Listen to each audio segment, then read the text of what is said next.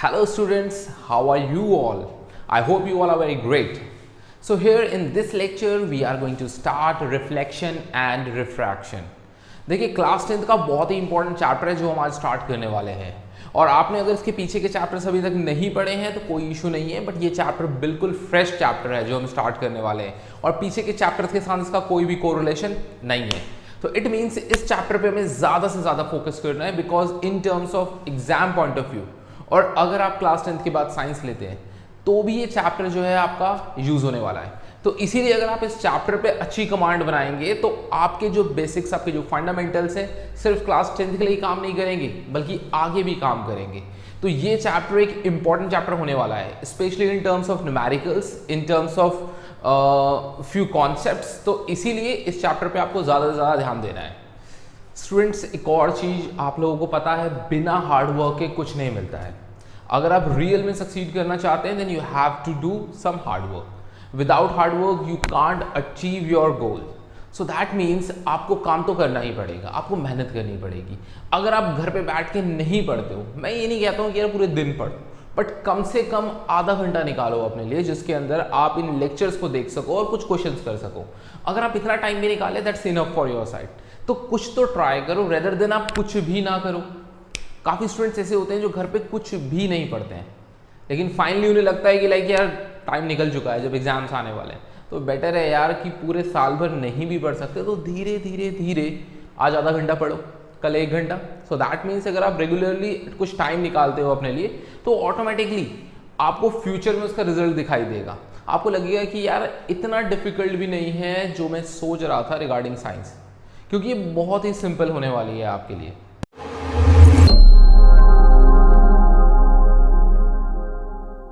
तो अब हम स्टार्ट करते हैं हमारा पहला topic, light.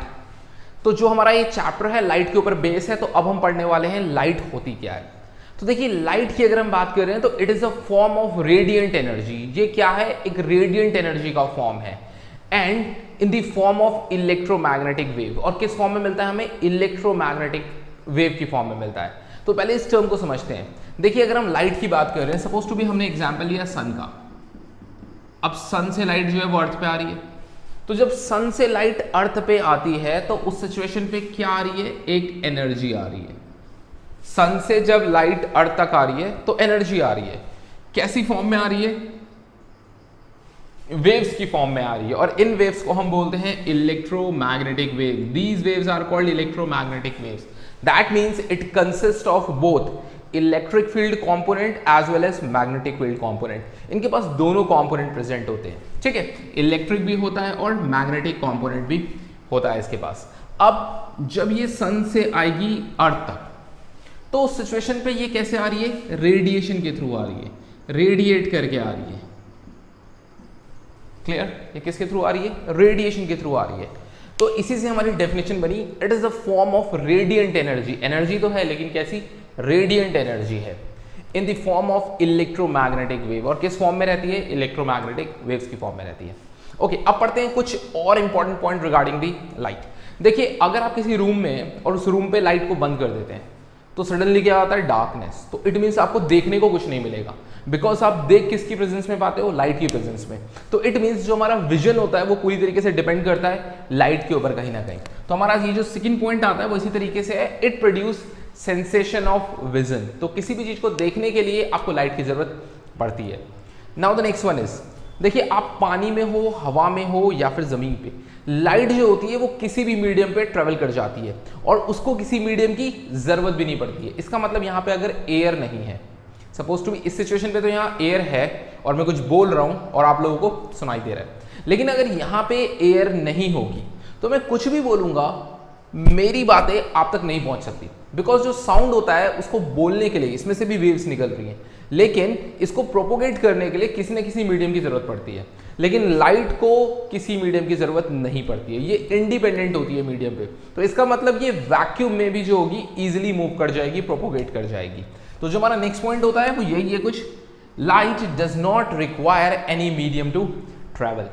Now the next one, अब ऐसा नहीं है कि मीडियम नहीं है तभी ट्रेवल करेगी, अगर मीडियम होगा तब भी ट्रेवल करेगी। तो कौन कौन से मीडियम होते हैं? Solid, liquid and gas. तो इट मीन्स ये तीनों मीडियम में ट्रेवल कर सकती है। Light can travel in all three medium, solid, liquid and gas. लेकिन देखिए मीडियम में होते क्या है, पार्टिकल्स। फॉर एग्जाम्पल अगर सॉलिड की बात करो तो काफी सारे पार्टिकल्स, लिक्विड में नंबर ऑफ पार्टिकल्स कम हो जाएंगे और गैस में और ज्यादा कम हो जाएंगे। तो इट मींस जो पार्टिकल्स हैं जब उससे लाइट ट्रेवल करती है तो आप सोचिए कि आगे ये जो पार्टिकल हैं it act as an obstacle, क्योंकि ये क्या कर रहे हैं, लाइट को में भी रोकने की कोशिश कर रहे हैं, बट लाइट तो निकल जाएगी वहां से भी। अब इसके बारे में सोचिए कि लाइक अगर ये पार्टिकल्स होते ही नहीं तो लाइट क्या करती, सबसे ज्यादा फास्ट मूव करती। तो इसीलिए लाइट जो होती है वो सबसे ज्यादा फास्ट मूव करती है वैक्यूम के अंदर, वैक्यूम के अंदर जहां कोई भी पार्टिकल प्रेजेंट नहीं है, as compare to solid, liquid and gas. तो जो स्पीड ऑफ लाइट है वो हाईएस्ट किस में होती है, वैक्यूम में, and that particular speed is 3 × 10⁸ metre per second. ये स्पीड होती है जिसमें लाइट ट्रेवल करती है वैक्यूम के अंदर। नाउ द नेक्स्ट पॉइंट, अगर कोई वेव है, लाइक ये इलेक्ट्रोमैग्नेटिक वेव है, तो वेव जो होगी तो डेफिनेटली उसकी अपनी खुद की कुछ ना कुछ वेवलेंथ होगी। तो आपको ध्यान रखना है इसकी जो वेवलेंथ होती है it is in between 400 nanometre to 700 nanometre. तो इसकी जो वेवलेंथ है वो कहां से कहां तक है, 400 से लेके 700 नैनोमीटर तक। नैनोमीटर का मतलब क्या हो गया, 10⁻⁹। तो इसका मतलब ये भी है, आप ये कह सकते हो 400 × 10⁻⁹ मीटर, ओके। और this is 700 × 10⁻⁹ metre, nanometre that means, okay. Now the next one is it travel in straight line. ये कैसे ट्रेवल करती है, स्ट्रेट लाइन में ट्रेवल करती है, और ये आजकल बहुत ज्यादा यूज होती है फॉर कम्युनिकेशन पर्पस। जो ऑप्टिकल फाइबर्स यूज हो रही हैं, ऑप्टिकल फाइबर्स, जिसकी वजह से आपका डेटा बहुत जल्दी या फिर बहुत तेजी के साथ ट्रेवल करता है, वो किस फिनोमेना पे काम करता है, लाइट के ऊपर काम करता है पूरी तरीके से। क्लियर हो रही है चीज? तो इट मीन्स लाइट जो है वो कम्युनिकेशन वाले पार्ट में एक इंपॉर्टेंट रोल प्ले कर रही है। So these are the different characteristics of light. और इसके आगे हम समझने वाले हैं कुछ नई चीज लाइट के बारे में, उसके प्रोपोगेशन के बारे में। तो अब हम समझते हैं रे of light. Now the next term is light के रिगार्डिंग रे ऑफ लाइट। अब इससे समझिए कि यार यहाँ पे ना लाइट जो है वो प्रोपोगेट कर रही है, सपोज टू बी। ये हमने एक टॉर्च लिया सपोज टू बी, और हमने यहाँ पे देखा कि लाइट जो है वो हमें यहाँ देखने को मिल रही है। अब जिस डायरेक्शन में आपको दिख रहा है कि लाइट जो है वो प्रोपोगेट कर रही है, मूव कर रही है, उस डायरेक्शन पे अगर आप एक स्ट्रेट लाइन खींच देते हैं तो इसको हम बोलते हैं रे ऑफ लाइट। क्लियर? तो रे ऑफ लाइट क्या है, ये एक लाइन है जो हमने कहां पे ड्रॉ करी है, जहां पे लाइट प्रोपोगेट कर रही है। तो वो जो हम लाइन ड्रॉ कर रहे हैं स्ट्रेट लाइन, उसी को हम बोलते हैं रे ऑफ लाइट। तो रे ऑफ लाइट क्या है, a line drawn in the direction of propagation of light. Okay, तो this is called ray of light. अब नेक्स्ट समझते हैं हम beam of light. Beam of light का मतलब क्या है, देखिए ये जो मैंने एक लाइन खींची इसको हमने बोला रे ऑफ लाइट। लेकिन अगर हम इसके ग्रुप को ले लें, यहाँ पे ऐसी बहुत सारी लाइंस ड्रॉ कर देते हैं इस तरीके से, तो जब हम बहुत सारी रे ऑफ लाइट को साथ में ले लेते हैं, उसके ग्रुप को लेते हैं जो एमिट हो रहा है किसी ना किसी सोर्स से, तो this one is suppose to be source. ये टॉर्च है लाइक, ठीक है, और इस टॉर्च को हमने एज ए सोर्स ले लिया जो एमिट कर रहा है ग्रुप ऑफ रे ऑफ लाइट। तो ये जो ग्रुप ऑफ रे ऑफ लाइट है जो एमिट हो रही है by any source is called beam of light. इसको हम बीम कहते हैं, ओके। तो रे बीम ऑफ लाइट का मतलब ये हो गया, that means group of ray of light emitted by a source। ठीक है, तो जो ग्रुप ऑफ रे ऑफ लाइट है जो एमिट की जा रही है किसी सोर्स से, it is called beam of light. Now 3 types of beam of light, one is parallel, second is divergent, and now the next one is convergent। तो हमारे पास 3 तरीके की बीम ऑफ लाइट होती है। First is called parallel, second is called divergent and third one is called convergent. Parallel का मतलब ये होता है, देखिए यहाँ पे हमारे पास रे ऑफ लाइट कितनी है, बहुत सारी, क्योंकि यहाँ पे हम ग्रुप की बात कर रहे हैं रे ऑफ लाइट की। अगर ये सारी की सारी लाइट जो रे ऑफ लाइट हुई, ray of light parallel to each other, parallel to each other, सारी लाइट जो है वो पैरेलल हैं एक दूसरे के, तो हम इसे कह सकते हैं parallel beam of light. So that means like ऐसा कुछ, सारी जो आपके पास रे ऑफ लाइट है वो पैरेलल है, तो इसे हम बोल सकते हैं parallel. Okay, now the next one is divergent. Divergent मतलब डाइवर्ट होना, ओके। तो इट मीन्स जहां पे रे ऑफ लाइट आपकी डाइवर्ट हो रही होगी फ्रॉम इट्स सोर्स, अपने सोर्स से वो क्या हो रही है, डाइवर्ट हो रही है फिर आगे, तो उसे डाइवर्जेंट कहते हैं। इट मीन्स रे ऑफ लाइट स्प्रेड और डाइवर्ट फ्रॉम इट्स सोर्स। अब एग्जाम्पल के लिए देखिए ऐसा कुछ, so this is called divergent because light आप देख रहे हैं अलग अलग जा रही है। सो दिस इज कॉल्ड, ये जो एरो है ये रिप्रेजेंट कर रहा है डायरेक्शन ऑफ लाइट को। फिर बात करते हैं कन्वर्जेंट की। कन्वर्जेंट का मतलब क्या होता है, कन्वर्ज करना, मिलना एक्चुअल में। तो कन्वर्जेंट यहाँ पे रिप्रेजेंट कर रहा है कि जब आपकी जो लाइट है वो किसी एक पॉइंट पे आके इंटरसेक्ट करती है तो उसे हम बोलते हैं कन्वर्जेंट। मतलब जो आपकी रे ऑफ लाइट है वो एक पॉइंट पे आके कन्वर्ज कर रही है, it is called convergent. Okay, रे of light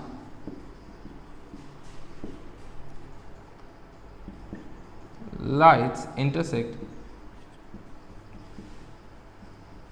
at same point। तो किसी एक पॉइंट पे आके जब ये रे ऑफ लाइट्स आपस में इंटरसेक्ट करती हैं, so we can say this is called convergent.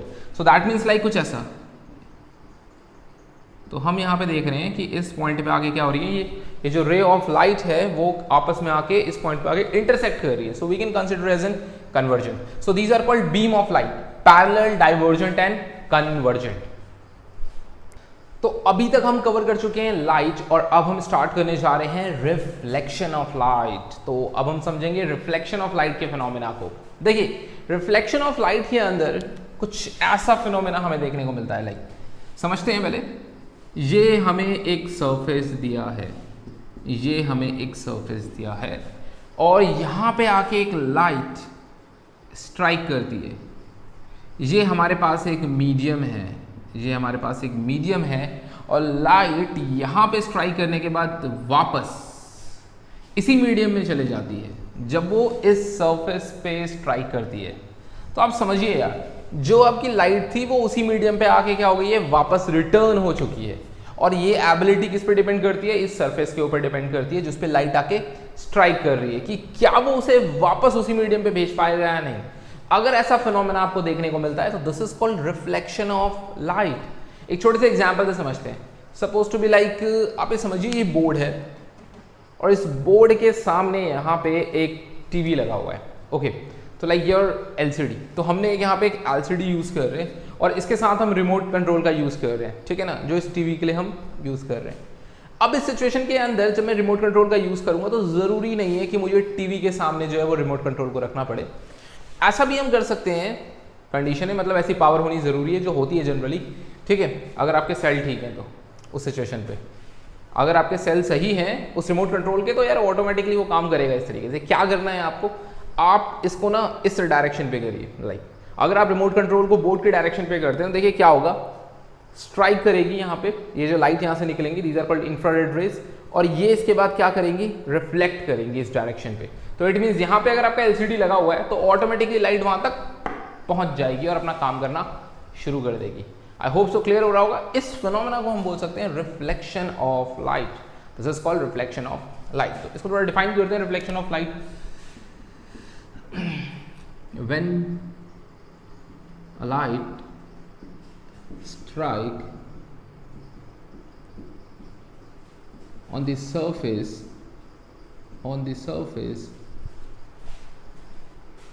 which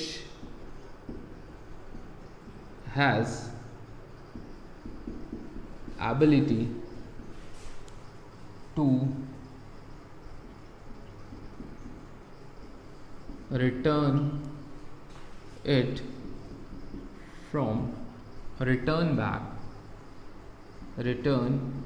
back from same medium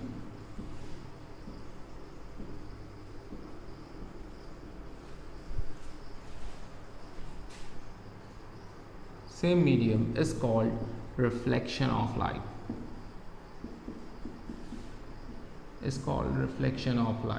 तो अब हम समझते हैं इस फिनोमेना को। देखिए, इसके अंदर जो ये वाली लाइट है, दिस लाइट जो स्ट्राइक कर रही है, दिस रे is called incident ray. Okay, strike इस सरफेस पे करती है, सरफेस पे स्ट्राइक करने के बाद जब ये डाइवर्ट होती है अपने पाथ से तो इसको बोलते हैं reflected ray. This one is called reflected ray. तो दो रे आ गई आपके पास, incident ray and this one is your reflected ray. और ये जो हमने सेंटर से ये जो रे ड्रॉ करी है यहाँ पे, this is called normal, this one is called normal. Okay, तो ये आपका सरफेस है, इस सरफेस के साथ आप देख रहे हैं this one is your normal जो हमने ड्रॉ करी हुई है। तो इन दोनों के बीच में से जो रे जा रही है दिस इज कॉल्ड नॉर्मल रे। जो रे आपकी यहाँ पे आ रही है, स्ट्राइक करती है सरफेस पे, that is called incident ray. और वापस जाने वाली रे का नाम क्या है? Reflected ray. तो ये आपके पास कुछ चीजें हैं जो हमें देखने को मिलती है एक जर्नल रिफ्लेक्शन ऑफ लाइट के फिनोमेना के अंदर। अब हम बात करते हैं regarding the laws of reflection. Now the next term is laws of reflection. Laws of reflection, ये एग्जाम में पूछे जाते हैं आपसे कि रिफ्लेक्शन के लॉज क्या है। तो ध्यान रखना है, there are two laws of reflection. First law, देखो यहां पे आपको ध्यान रखना है, ये जो नॉर्मल के साथ ये जो इंसिडेंट रे है इसके साथ एक एंगल बनता है, this angle is called i, angle i, इसे हम बोलते हैं एंगल ऑफ इंसिडेंस। और ये जो नॉर्मल के साथ ये जो एंगल बना रहा है this is called angle of reflection. So it means this is your angle of incident, this one is angle of reflection. तो देखिए पहला लॉ हमें सिंपली क्या बताता है? पहला लॉ बताता है angle of incidence, angle of incidence is equal to angle of reflection, angle of reflection. So it means angle I is equal to angle R. This is called law of reflection. Okay. तो like अगर आपको किसी question के अंदर यहाँ दिया हुआ है कि लाइक यार ये वाली वैल्यू 60 है, दिस एंगल इज 60 डिग्री, और आपसे पूछा है कि एंगल ऑफ रिफ्लेक्शन क्या होगा, तो आपको सोचना है ये जो नॉर्मल ड्रॉ हो रहा है दिस इज द परपेंडिकुलर। तो सोचो यहाँ तक का जो टोटल एंगल है वो 90 डिग्री है, ये वाला एंगल 60 डिग्री है, तो ये बचा हुआ एंगल कितना होगा? 30 डिग्री होगा। आई होप सो क्लियर हो रहा होगा। यहाँ से लेके यहाँ तक का जो टोटल एंगल है this is 90 degree and this one is 60। सो हम क्या करेंगे, 90 में से 60 को सबट्रैक्ट करेंगे तो 30 डिग्री एंगल आ जाएगा। और फिर ये वाला angle, because angle of incidence is equal to angle of reflection, that means ये भी कितना होगा? 30 डिग्री ही होगा आपका। So this one is again 30 degree. तो आपको मिल चुका है एंगल ऑफ रिफ्लेक्शन कितना होने वाला है यहाँ पे? 30 डिग्री। तो ये था हमारा फर्स्ट लॉ। फिर आते हैं हमारे सेकेंड लॉ पे। तो सेकेंड लॉ क्या बताता है? देखो ये जो इंसिडेंट रे है इस पॉइंट पे आके मिली, नॉर्मल भी इसी पॉइंट पे आके मिल रही है, और रिफ्लेक्टेड रे भी जो है वो इसी पॉइंट पे है। तो इसका मतलब हमें जो तीनों रेज देखने को मिल रही हैं, आइदर वो इंसिडेंट हो, नॉर्मल हो या रिफ्लेक्टेड हो, तीनों की तीनों क्या होती है? एक ही पॉइंट पे लाई करती है। और ये प्लेन कैसा है? एक ही प्लेन है। तो इसका मतलब किसी एक ही पॉइंट और एक ही प्लेन पे आके वो सारी की सारी आपस में मिलती हैं। तो इसी को हम बोलते हैं हमारा second law of reflection. It means incident ray, incident, normal and reflected ray all lie at same point and plane. So these are two laws of reflection. I hope so clear हो चुका होगा reflection अभी तक क्या है, किस तरीके से है। तो ये हमारा एक बेसिक पार्ट होता है रिफ्लेक्शन के रिगार्डिंग जो हमने अभी तक समझा है। इसके बाद जो भी चीज़ें हमें समझनी है वो हम मिरर के रिगार्डिंग समझने वाले हैं और मिरर की फॉर्मेशंस को हम देखने वाले हैं। ओके, सो आज के लेक्चर में हम बस इतना ही करेंगे। तो आज के लेक्चर में हम कवर कर चुके हैं लाइट क्या होती है और रिफ्लेक्शन ऑफ लाइट क्या होती है। नेक्स्ट लेक्चर के अंदर हम कवर करने वाले हैं मिरर्स के रिगार्डिंग। अब मिरर के अंदर हम पढ़ेंगे वहां प्लेन मिरर और स्पेरिकल मिरर। स्पेरिकल मिरर के अंदर हम कॉनकेव और कॉन्वेक्स समझेंगे, उसके बाद उनके जितने भी रे डायग्राम्स बनते हैं उनको ड्रॉ करेंगे। तो जो नेक्स्ट लेक्चर होने वाला है वो और भी ज़्यादा इंपॉर्टेंट होगा आपके एग्जाम पॉइंट ऑफ व्यू से, जिसके अंदर हम पूरा मिरर जो है वो कंप्लीट करेंगे। तो आज के लिए बस इतना ही। Till then bye bye.